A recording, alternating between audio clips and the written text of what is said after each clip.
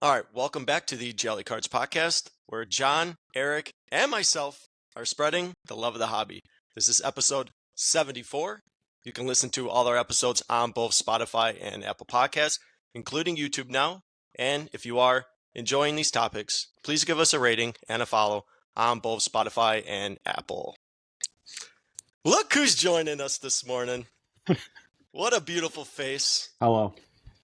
There you go. Eric, how's it going, man? It's fine. It's Friday. It's chill. There you go. I love the enthusiasm. This is... Yeah. Calm down over there. Well, Yeah, you got to really pipe it down, man. Come take on. a break. All right. Well, after this, I have to start doing stuff that I don't want to do, like work. Yeah, preaching to the choir, man. Yeah. Yeah, for real. John, good morning, man. What's up? Good morning. What's up? Thank you, guys. I'm sorry that we couldn't record on our normal day, but Yep. You selfish SOB. yeah, I also worked on my day off yesterday, so I had to push it to today. But now I'm happy because Eric's here, so we're cool. That's right. Yeah. Yeah, it's awesome. This will be our first time doing a video recording with 3 people, so fingers Let's not crossed. screw this up. Don't screw this up, Eric. Yeah, I'm just the guest. You guys I'm just going to chime in, It's your show. I'm just a guest. So we do have a couple topics that I do want to talk about. One topic, of course, I think John is really going to love. It might get a little heated, but I don't think so. I hope not. I'm gonna try to refrain myself from getting worked up. But first, I just want to start off. Yeah, there you go. Yeah, the peer. Yeah. Yeah, I'll pure be the mediation. Moderator. Yeah. Yeah, there you go. First, though, John, have you watched any postseason ball, man? Nope. Okay, did you finish the podcast episode I sent you? Yes, that was awesome. Thank you. I was truly hoping that was gonna bring you back to your love of baseball. Just listening to Al Leiter and Mark DeRosa just talk about postseason games, their moments in their baseball careers. I was really hoping that was just gonna bring you back to your love of baseball. Listen, we don't have time. I love baseball, the baseball that I know. I'm just upset with the current state of baseball. Have you watched any postseason games? Nope, not planning to either. Not even tomorrow? You're not going to watch the Dodgers' first game against the Padres? No, don't care. Are you going to watch it, Jason? Yeah, of course. Shohei Ohtani's first time being in a postseason game? Absolutely. And it's on at like 7 something at night, so it's going to be like prime time for everybody to watch. Yeah. Everyone's going to want to watch that game. So I just want to see how bad he does. I can't wait for an 0 for 4 with 4 strikeouts. You're going to, yeah, sure. You'll regret saying that by And Sunday. Watch Manny Machado. Okay. Yeah, What's going to happen? Yeah, you could. When Shohei goes up to Dave Roberts and says, hey, I'm ready to throw. And he becomes their closer. There was a lot of talk about the Dodgers possibly using him as a pitcher going into the postseason, but the last article that I saw said it's probably not going to happen. They're probably not going to do it, which I think is smart. I think it's smart. Just let you have a pretty stacked pitching rotation anyways, and your bullpen's really solid. Why do you need to force Ohtani to throw innings now as well as bat? Because hey, 50-50 season and he didn't pitch. This might tell you something, man. Maybe he should just bat from now on because the guy doesn't get injured if he's just batting. Okay, sure, so, Jason. I'm just saying. But before we even get into the Shohei talk, because I want to get into that later, John, you sent us some pretty big news the other day. So if you want to just go ahead and go into that and tell us what news you sent in the group chat. No idea what the hell you're talking about. Are you John, talking about the ball? No, what did you send us about Bedard the other day? Okay. I literally set up the episode before we even started recording about, hey, this is what we're going to talk about. And then John's just like, listen, man, I don't know what I'm even having for breakfast today.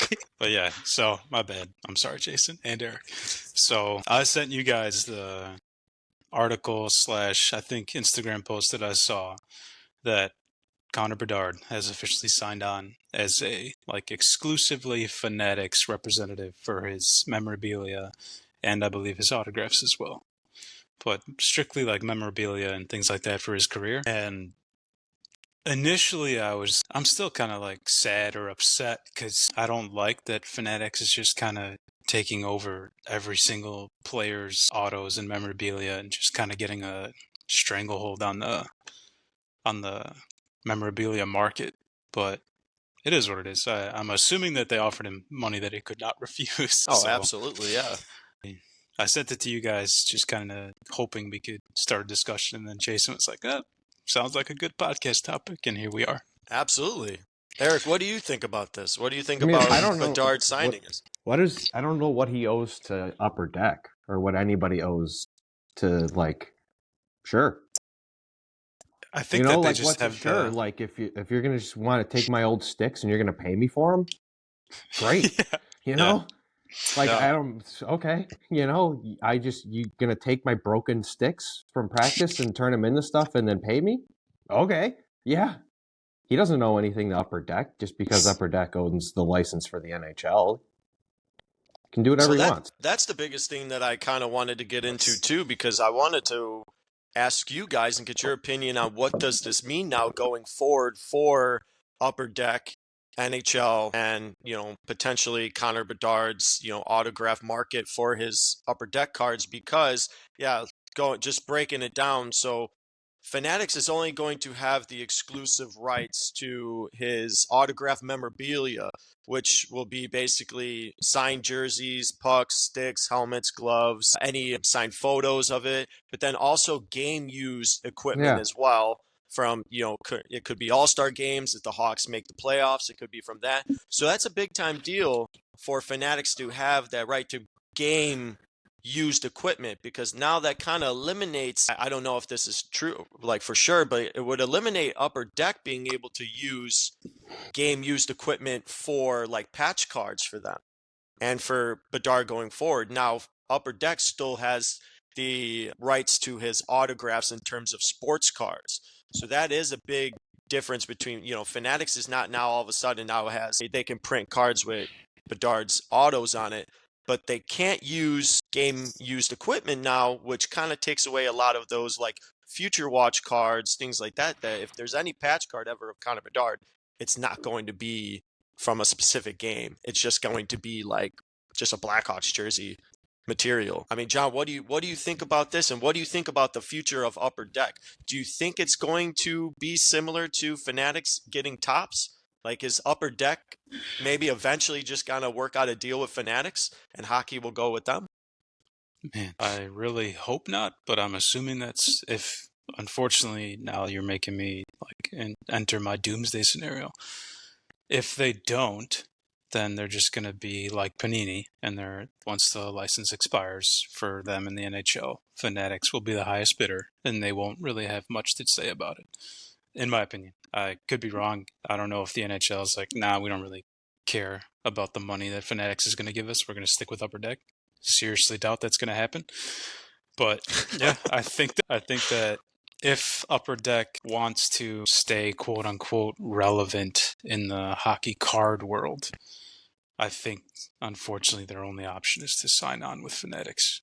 I mean, just like Tops. Do you think that's a good idea? I mean, like personally, wouldn't that better the hockey card market, because the cards in general will be printed better? I guess not saying Upper Deck does a bad job. I personally think for being paper cards, Upper Deck does an extremely great job with printing very good looking cards. Like, and the quality of the cards has always been top notch. But going forward for like chrome styles, like like kind of similar to what you get with Tops and like Bowman and Tops Chrome. I mean, wouldn't it be better for the hockey card market to get some even better looking cards? Yes, I think that those things are going to happen. I'm just saying that the cost per box and things like that is now going to be dictated by Fanatics, and I feel like they're just going to pump prices even more. Signing Bedard was not any like sort of coincidence, because they've now signed Bedard, they've signed Wemby. I think they have Caleb Williams too. They're just like, so they for just the exclusive memorabilia, they have Tom Brady, Austin Matthews, Ovechkin, Aaron Judge, and Victor Wembanyama. Yeah. So to this style of deal, or this type of deal, those are the people that they have. So it didn't. The article that I was reading, and this was coming off of Sports Illustrated, it didn't say anything about Shohei. So that must be a card still. So obviously his memorabilia must be with maybe somebody else. But Bedard is now joining a pretty elite class of athletes to have this memorabilia with. So I mean, it's big news, and it's great to be able to speculate what might happen with Upper Deck. And from my own personal standpoint, I think it would be beneficial for Upper Deck to eventually do what Topps did and join Fanatics, because really, if you break it down, what does Upper Deck have other than hockey? I mean, I don't even, honestly, No idea. I know they were doing AEW cards, but AEW nice. is not even that's not even a big deal anymore. Like, AEW was cool when it came out, a couple years ago, but realistically, WWE smokes them, Yeah. and especially in terms of cards. So, In terms of memorabilia, now I've got a question for both of you. Well, I mean, I'm looking up. I'm trying to find out when I don't think we should probably just stop talking about. I don't think the Fanatics buying Upper Deck is real, because everything I'm finding is Upper Deck and NHL agreed to a quote long-term license extension in 2021. I can't find the years. I'm trying to find the years, Okay, but they seem pretty like happy with Upper Deck. And then that makes me happy. Bedard signed with absolutely. Fanatics, but McDavid signed with Upper Deck. Nice. So at least they have him. Yeah. And Shane Wright and Nick Suzuki. Yeah, I can't find the years. Maybe it's kind of null. Maybe Upper Deck's going to just have the cards for hockey for a long term, I guess. It's the best I can find. I would love that. I would absolutely love that if Upper Deck remained relevant in the hobby, that they didn't, fall suit to other, what's happening with other sports. I was going to ask you guys about so Fanatics has the officially licensed memorabilia, including authentic jerseys, pucks, sticks, game used gloves, all that stuff. I feel like this is kind of a question for memorabilia collectors out there. In the old days, I'm assuming that as guys are coming off the ice or just leaving the game, somebody there was like, hey, can I get your stick? Hey, can I get your gloves? If Bedard gives his stick to some little kid, does that mean Fanatics can just come snatch it out of the kid's hand? Is that a weird thing to say? We have the rights to that stick. You do not own that. Kids. Yeah. You know what I'm saying? Is that gonna they can't interfere with something like that, can they? That's legally speaking. I don't know. I hope that Bedard is just oh yeah, sure. I guess if they wanted to be mean to little kids, they could be mean to little kids. Just it just sort of comes down to that. But in terms of a hobby discussion, is that kind of, I don't know, is that era of people waiting for the game to finish and waiting for an autograph, and you've seen the video of Pujols giving his jersey to some kid. Is that era of memorabilia collecting? Now he's not able to do that anymore. You can't give your equipment away. Fanatics is going to stop him and be we need that for patch cards and things. Honestly, probably, I would say, hey, you can't give it away, because then what was the point of us having your exclusive rights to all your equipment and stuff if you're just going to hand it to whatever little kid that can then just turn around and sell it? It can't be. I hope, yeah, that's my hope. There's no way they're taking every single jersey that he's wearing through the season. He probably wears 2 or 3 a game. Right. And they're standing right outside the bench. Well, how many cards can you make out of a jersey? They're putting a little swatch in. They can make a ton of them with one jersey. They need to start doing skates patch cards like they do the cleats. Just the whole blade. Just razor blades, yeah. Did you guys see the... Probably be great for, honestly, the edges on that would be perfect. Don't touch it. Yeah. Did you see the one cleat one of Aaron Judge, where it's literally the entire top part of his cleat or something? And I'm telling you right now, that card is it's this thick. Yeah. Okay. And it's just the entire cleat, bottom of his cleat of that 101. I mean, they're getting insane. And then a card with the whole hockey stick. Right. Exactly. Wonder what's in this box. That'd be awesome, though. Have any of you guys looked at his Connor Bedard's OPC, the platinum cards? Like, have you looked at any of the card sales for those ones coming out? So he just had one sell yesterday on October 3rd. His OPC Platinum Red Rainbow Rookie Auto super short print sold for $2,025 raw. Oh yeah. Well, that's another reason why this like Connor Bedard conversation is a little null. His rookie autos are already out on upper deck cards. So, yeah. I mean, yeah, going forward it's kind of crappy, but the ones you want are already out. Agree. I mean, Fanatics has to be looking back and going like, I really wish we had this, like had the license to hockey. Yeah. But then wouldn't that just be a monopoly? Like, wouldn't you just monopolize the entire but it's hobby of sports cards to then if they get, hockey probably is the one sport that or maybe soccer, but I mean, I don't even think soccer is that big in the States yet. But realistically, like if they got the license for hockey, you just have completely monopolized the entire sports card hobby. Agree. I don't even know if they're even allowed to do that. Yeah, they are because you don't. Trading cards are not a yeah, exactly. Anti-monopoly thing is like for like I think essential businesses, yes, which is not trading cards. Maybe to some people, yeah, that's right. Yeah, right.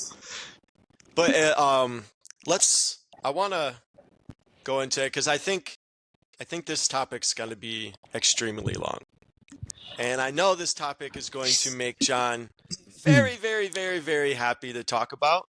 Because it's his second love in his life.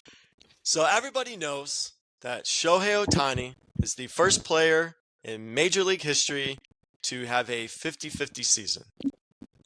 And now Topps wants to celebrate that, and they have made their own 50 box dedicated to just that, to just this season. It's going to, it's actually already sold out. It's completely sold out on Topps website. Even the single packs are completely sold out on Topps website. It was only a $240 box, but you got 10 packs per box, 5 cards per pack. And I mean, some of them are pretty insane cards. The funniest thing though, is that Topps was able to acquire Ohtani's game-used pants. Oh God, nice. And apparently that's how they made. See what I mean? The patches for the what's actually surprises me that Topps was able to acquire these game used pants because I thought for sure they would have been sitting in your closet, John. Yeah, I thought you'd be wearing them right every now. night before bed. But that's what I'm talking about. What Otani's like just walking into the clubhouse. Stop right there. Takes his stripped pants down off. to nothing. Here's your all of the things you're wearing belong to us. No. But what are we doing here? So I don't know how they get it. I don't know why they got the pants, why it wasn't the jersey that, but maybe, Money. I don't know. Yeah, I was about to say, Golden's probably like, we want this jersey. It's like, don't give it to anybody else. We want this game-used jersey from your 6 for 6 day when you hit 50-50. But going in through, so with this box, it's going to have... The ball is up to 1.5. It's with the buyer's premium, it's at 1.83, yeah, and it already has surpassed Aaron Judge's 60-second ball. Which, okay, before I even break that down, should we bid to feel something? Yeah, Eric, what happens if we win? Right what happens if we win it? Cancel. We go ghost. It wasn't me. Some guy named Plump. Yeah, it was my cat. Walking across the keyboards. Okay, let me ask you guys this. Do you think that ball should be worth more than Aaron Judge's 60-second home run? Like, do you think that ball, do you think people are buying it because it's a bigger milestone than what Judge did, or do you think people are buying it because it's Shohei Ohtani? Both. If I had to pick, I would guess Shohei helps it a little bit more than the ball itself existing. And I feel really bad. I think like if Ronald Acuna, if this was Ronald Acuna, you think it's this high? No. I think it's high. I don't think it's I this think high. it'll be high, but yeah, I don't think it would be this high. And I think what was the John? What was the most expensive baseball ever sold? What was it, like 3.2 million or something like that? The I think McGuire so. one, right? The McGuire homer. Yep. Yeah. So do you think that this baseball is going to surpass Mark McGuire's? I do. That's sad. Well, then we should Why definitely is it put a sad? bid just to feel something. Put in what's that? 1.6 something? 1.5 without the yeah. premium. Without the premium. Yeah, right. $1 extra. And you know what? With our luck, we would win it. Exactly. The guy was just And like, then all we right, try to resell it, I'm and out. then we'd lose Yeah. everything. Yeah. Yeah. I feel bad for the person who just bought the 40-40 ball. Me too. It's like that ball's irrelevant now. Tanked in value. Yep. Yeah, that ball is irrelevant now because he's got 50-50 out there. So, well, I mean, it could be. It's a historic season. It is a very historic season. I'm not going to take that away from him. Like we were talking about in the group chat the other day, personally, I think he probably is the most talented athlete baseball has currently right now. I wouldn't, obviously, you know me, I wouldn't put him in the GOAT conversation just yet. I think he has to win a World Series. We'll see how it goes starting tomorrow. However, though, going back to the box, though, so what you can get in this Shohei Ohtani Topps 50-50 box, I think you're guaranteed at least one Chrome parallel or one short prints per box. Some of the short prints include his kanji autographs, which awesome. Everybody loves those. He'll have photo variations. He'll have Chrome parallels, Chrome autos, relic cards, auto relic cards. He'll have, obviously, of course, there'll be a few 101s. And then, of course, the big pulls will be any of the Dynasty Black auto relics, which that will include his game worn pants. There is a Logo Man one, so they are pulling the MLB logo off of his pair of pants and putting that on the card. So that is going to be a 101. They even got relics of his batting gloves, which I think is pretty sweet. But New Balance. John. Yeah. I think one of them is actually the NB on the glove, and it is on one of the patch cards, which I mean is pretty cool. But at $239 a box, so it's at $239.99 a box. Over time, though, and we were talking a lot about this with them. The Topps Mercury set with Wemby, obviously price difference is huge. Yeah, but big time. Over time, how are these cards going to do in the hobby? Like, are these just going to be cool for right now and then eventually kind of disappear in the hobby, or are these going to be the number one chases of Ohtani? Are you guaranteed one auto or relic per box? All it says is one Chrome parallel or SP per box. It actually did not state auto. Okay. What are the filler cards? Is it just him? That's what I'm saying. It's just him. There's going to just be like base cards of him. So basically, it's just throughout the moments of his season. So it's going to be different moments from when he's hit like his 50 home runs. I don't care about this at all. I agree. Anything that's not an auto or a game used patch or memorabilia thing, in my opinion, I think has grim future ahead of it. I don't think that this market is going to stay hot. I think that unless you have a game used memorabilia or an auto from Shohei for the season, I don't think that these cards are going to stay super important over time. But like the 1/1 Logo Man auto from the day he went 50-50, yeah, I think that card's going to be really, really sought after. It's going to be super expensive too. Give me a price. What do you think that's going to sell for? It's going to go six figures. Yep. I think it's going to go $1 million. Raw? Yep. Wow. I don't know about that. Taking into like you guys said, it's not just a milestone. It's also Shohei. Yeah. But $1 million though for like a non-rookie. This is what I'm talking about. Back in the day, if I don't know, Acuna went 40-40, or I don't know, 40-60, 40-70, or the day that Ricky Henderson broke the stolen base record, people want that kind of stuff. You want the milestone achievement day. You want the jersey that Babe Ruth wore the day he called his shot. You want that. People from way out of left field, they're going to be like, hey, I'm a hardcore memorabilia collector. This is from that day. I don't even buy cards, but now I'm going to, and I'm willing to spend an insane amount of money. Yeah, It's but what's happening in I my would head. rather like have the whole jersey, or Yeah, me you too. know, the base. The whole pair of pants. Yeah. Just give me the pants. Right. Wear them around the house. Like that's the difference between though. Wear them This like a is like scarf. it's like cut up and stuff. You know, it's like not. And then it's I don't know. It just seems like I'm with Eric. seems a bit money grabbish, but of course, grab it. You know, that's their job. And So I love that you said money grabbing, because I feel as if this is the way the hobby is now moving. And I feel like the hobby, it's not about like, hey, what, why not just put these cards in a normal Topps Chrome set? I agree. Why Like not just next put it year, in like like Topps mix triple them in, threads or what? Yeah. mix Why them in wouldn't next you year. mix them in? And so like, That's every, what it's like. I don't want a box of just like Me 50 neither. random Shohei Ohtani still images of him around the bases, and like I don't care Yeah. about this.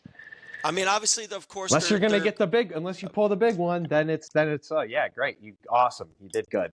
But That's Bingo.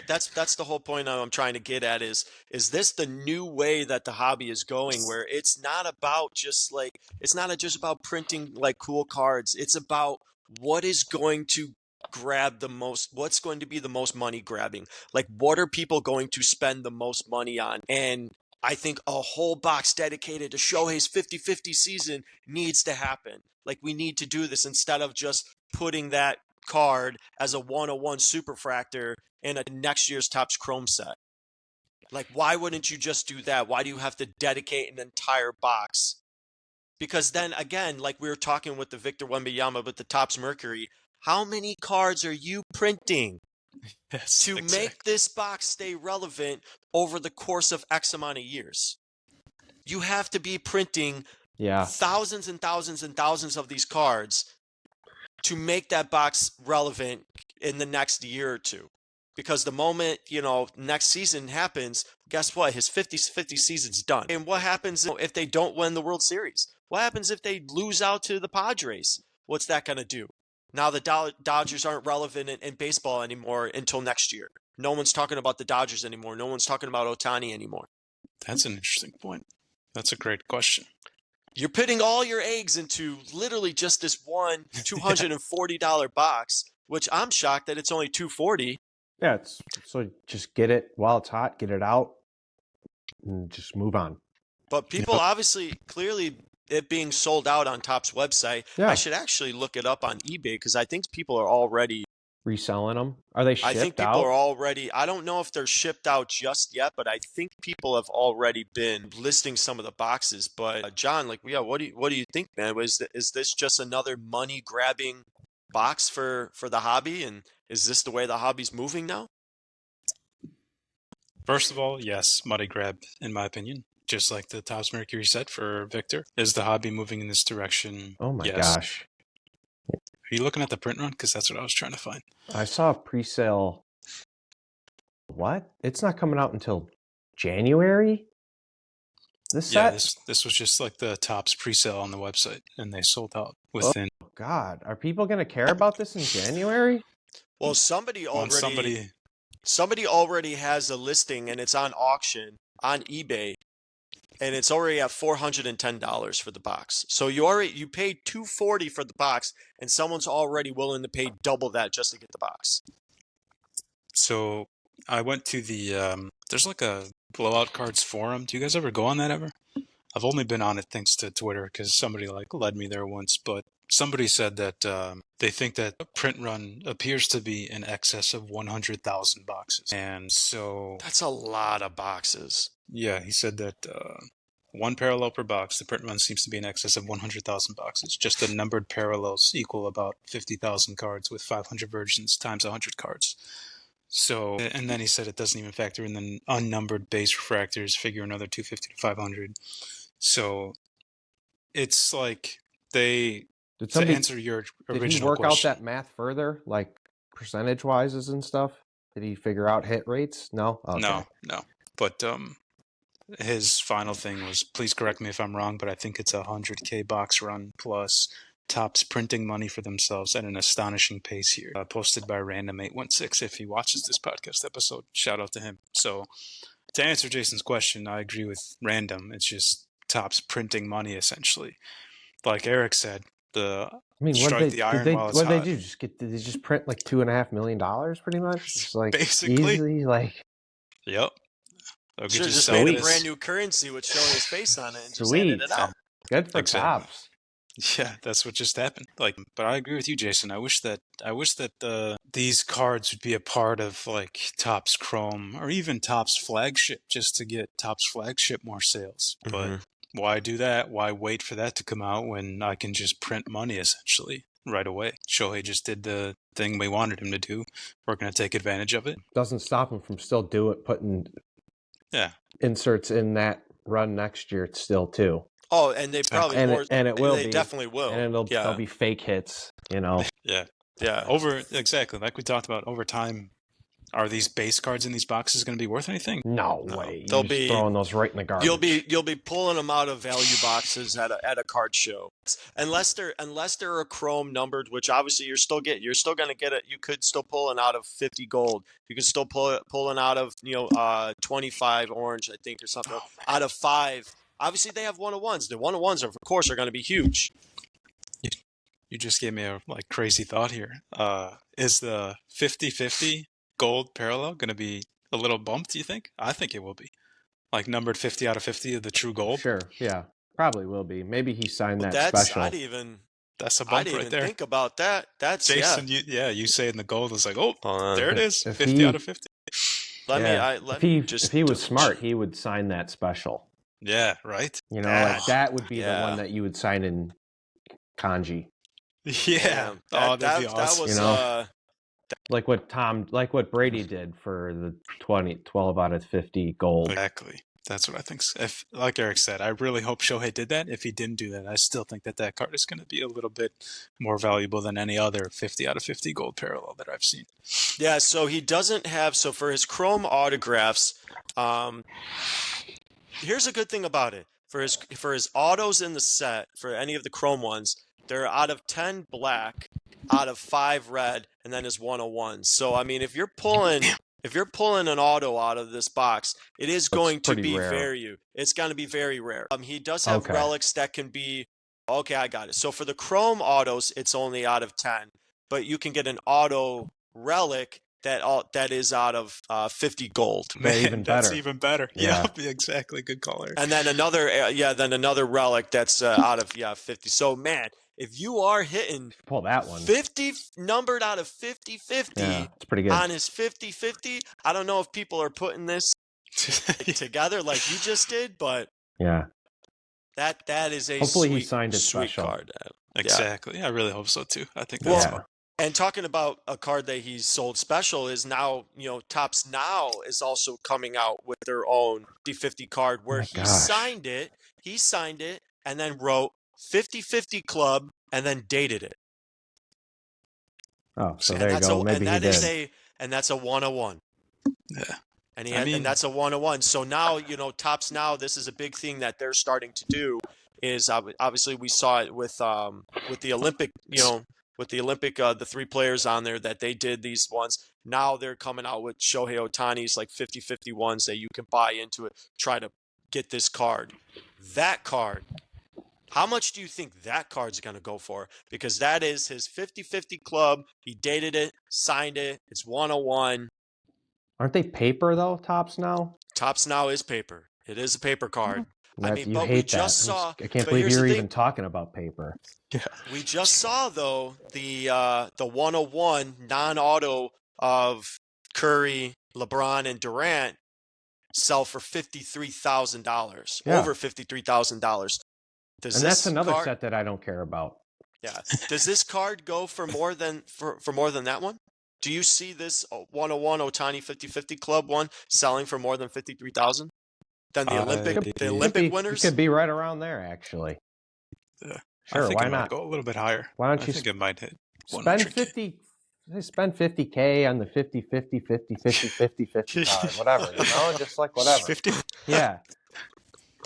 Yeah, I agree. I think it'll go over $50-something thousand. That's a good point, Jason. That's a good question. But the Superfractor was just non-auto. This is a Ohtani auto dated 50-50 club. So I think it'll sell for more than that. But It will, yeah. I mean, Topps is really capitalizing on a lot of key moments that is happening in sports around, in all sport, That's kind of their job, I guess. But it's something that we haven't seen before. No, I not mean, at this like level. we said, Topps Now was never a big deal, but now they're really taking Topps Now and making it simply a chase. Right. They're Didn't they making do it a one chase. for Bowman U. I feel like they did one for either a receiver or a running back who had like an insane record game. They did. I know they did Topps Now for the draft picks. I know. I think okay. Caleb has one. I know Jaden Daniels has one. But yeah, I mean, they're really making Topps Now like a legit kind of chase card because it never used to be that way. Exactly. I'm trying to find the player, but I feel like it was a football player who'd had like a crazy game and they made a Topps Now similar situation like you're talking about, Jason. There, any sort of milestone that happens, they're like, okay, let's make a Topps Now card and let's have him sign a 101 and let's put it in the set so we can sell these cards, which are all paper and costs like, who knows, a penny for 10 cards. Yeah. And we'll make a crazy profit margin on the entire set. And hey, it's working, clearly. Hey, man. I mean, honestly, you're making cards that were not relevant in the hobby, and they're selling for ridiculous amounts of money. And now every single milestone that is going to happen, whether it baseball, and now with, Topps, obviously, eventually Fanatics is going to get basketball and football. You're going to have a lot of really, really cool cards out there that are going to be coming out. And that's why I'm saying I feel like the hobby is just, like Eric said, he said it perfectly. It's just money grabbing at this point. And I feel like a lot of these cards might start making other cards in the hobby irrelevant. Like how Topps Now was irrelevant back in the day, but now it's starting to become relevant. Now they're doing all these crazy, logo mans and all this stuff that it's just now it's gonna probably start to really lessen the amount. And the way I was watching Jeff Wilson's podcast show the other day, and he had somebody from Arena Club on there, and the guy kind of said it perfectly because basically his job for Arena Club is he's a buyer of cards for Arena Club because they do a lot of repacks. So his job is to go around and buy cards so then they can put in their repacks and sell the repacks. And basically what he's saying is he's like, it's getting very hard for buyers out there to not have to pay like 95% of comps now. Mm-hmm. And I think it's just because all these cards that are coming out and getting printed are so valuable in everybody's eyes. Like, this is a valuable card. I deserve 99% of this card's worth. And if you really want it, people have to spend a ton of money to get it. I just think it's me personally, I think it's kind of ruining the hobby. It's making the hobby big and make it go global, but eventually down the road, how are you even going to be able to afford anything in this hobby? It's a good question. I feel like you said everyone's quote unquote collection, not actual collection, is going to be like strictly valuable cards.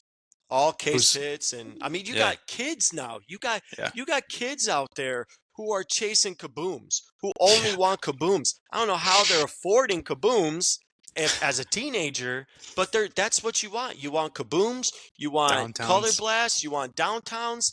That's what's valuable.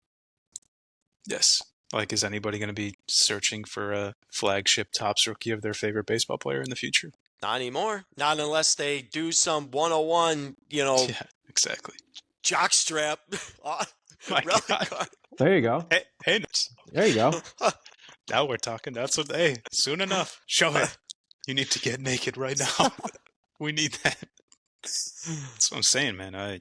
You bring up a great point, Jason. I think that the collecting aspect of the hobby has, I don't know, it's not dead, obviously, but it's just the younger, like more modern collectors are more interested in attaining value and keeping value. They don't care if they get upset if the value of the card goes down, and they have no interest in pursuing those kinds of cards. Versus collectors are like, I don't care if this card goes down. This is this guy or this woman had created memories for me, and I want their cards.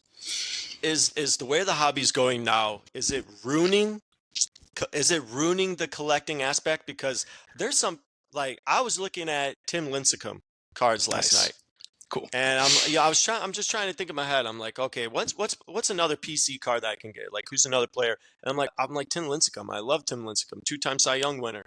I went and looked at his cards and went, come on, like, Yeah, they're probably cheap, how's right? Tim Lincecum? How are you listing a Tim Lincecum like rookie card for 400? That's more than I thought it would be. Exactly. Right. And this is the point I'm Oh making. my I'm like, goodness.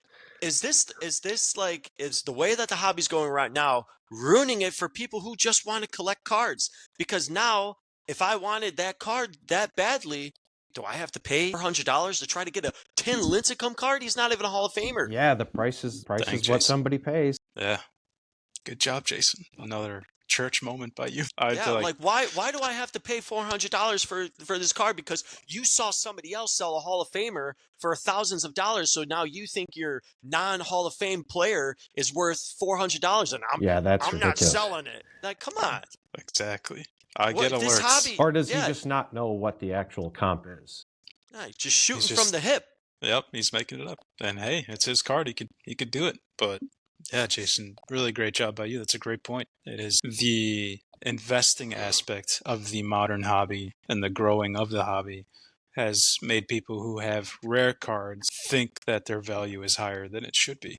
Yeah. Like I was gonna say, I still get alerts because I set up like eBay email reminders about Trubisky PS, and if like someone posted a Trubisky PSA 10, exactly, someone posted his like Prism numbered card for like $500.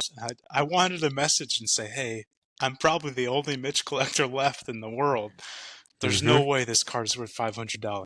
But his response or her response will be, I paid $300 for it. Yep. Either you give me $500 or I'm keeping it.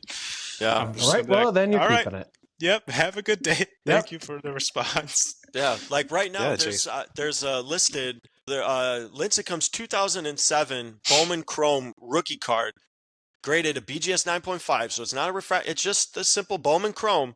This person has it listed at $119.95 or OBO. That seems expensive.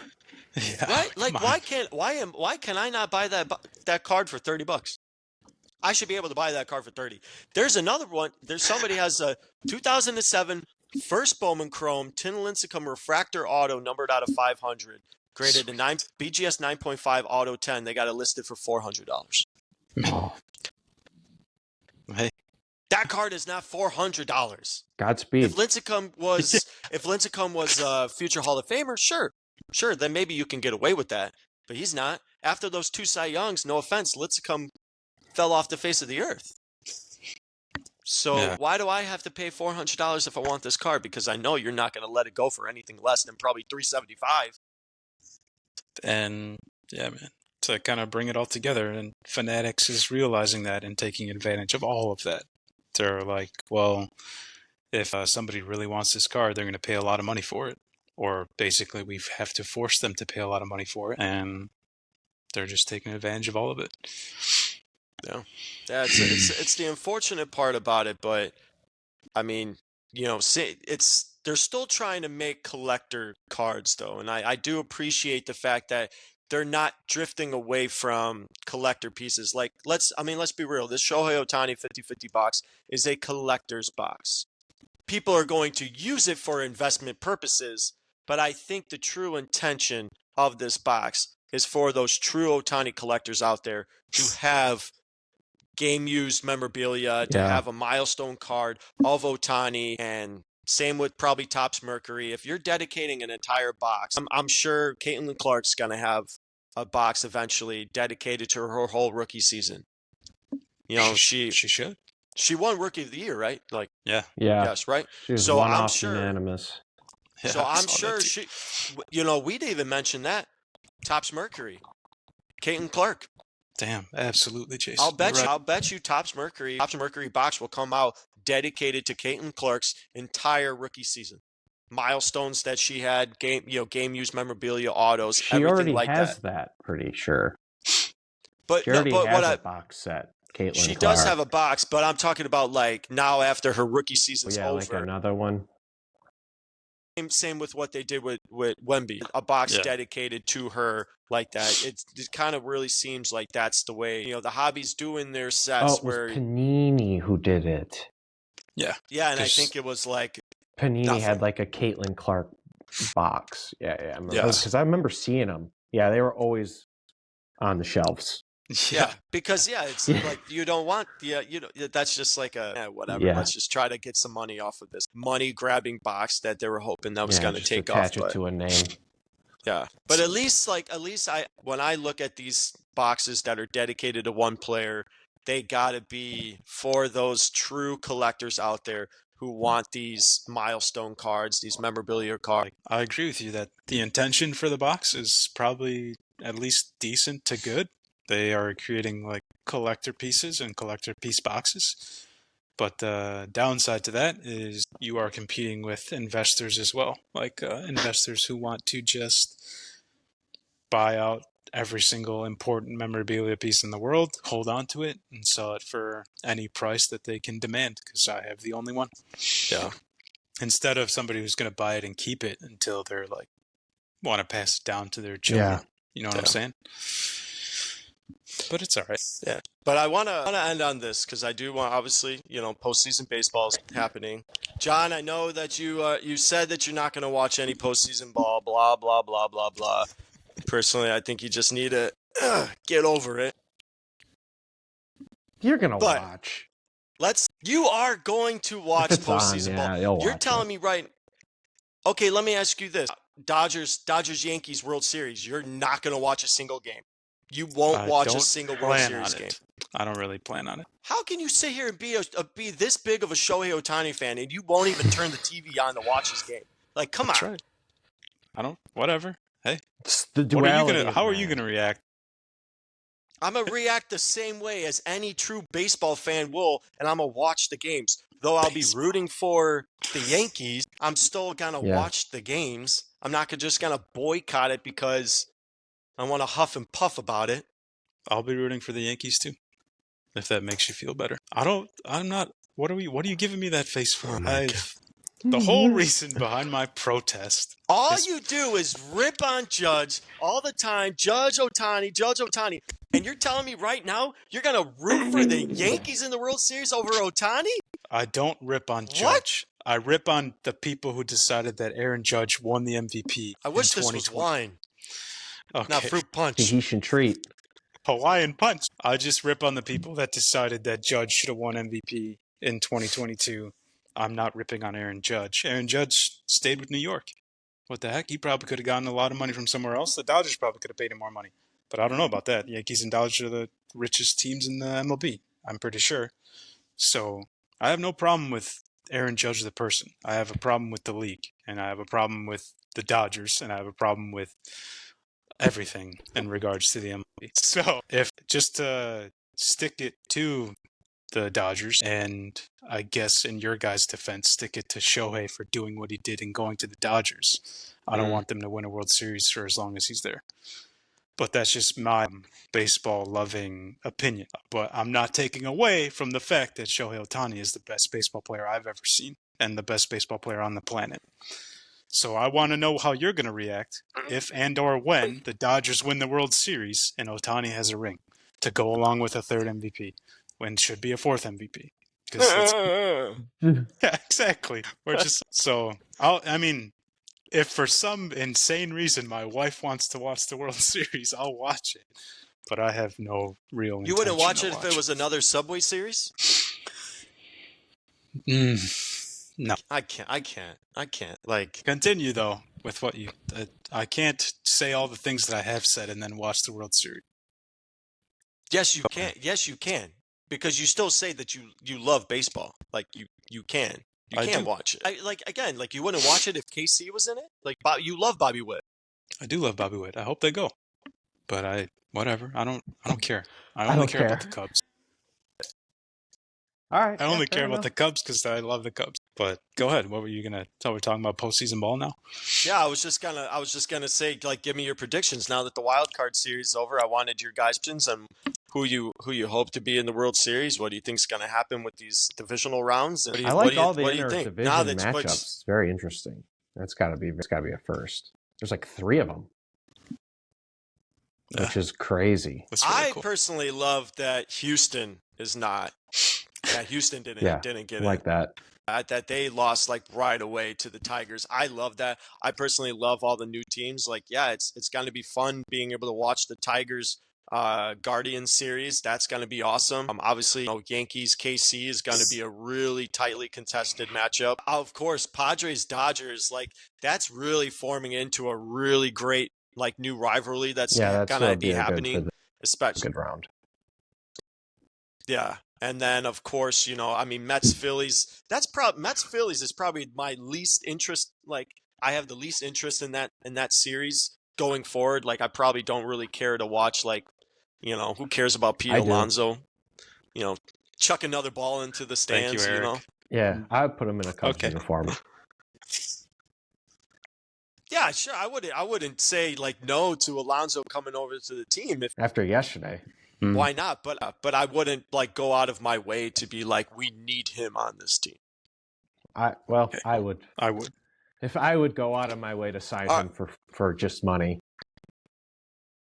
Like trade everything for him? No, but if he's a free agent, please bring him here. Yeah, sure. If he's a free agent, absolutely go ahead and sign him. I would not trade for the guy. Yeah, we need to. I wouldn't give away any pieces for him. But all right, John.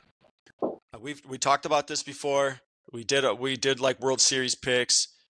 But now that the World Series is going on, give me your World Series prediction and then who you think will win the World Series. My World Series matchup prediction will remain Yankees-Dodgers, and I think the Dodgers are going to win the World Series. But I want to also give my hopes for the playoffs. I'm rooting for either Detroit, Cleveland, or Kansas City. Those are the only teams that I really hope win for my sake, for my health's sake. But, I mean, like I told you guys in the group chat, I would love to see like a budget/salary per season and then playoff appearance, because Dodgers, Padres, Phillies, Mets, all those teams, super big market, super rich. Yankees.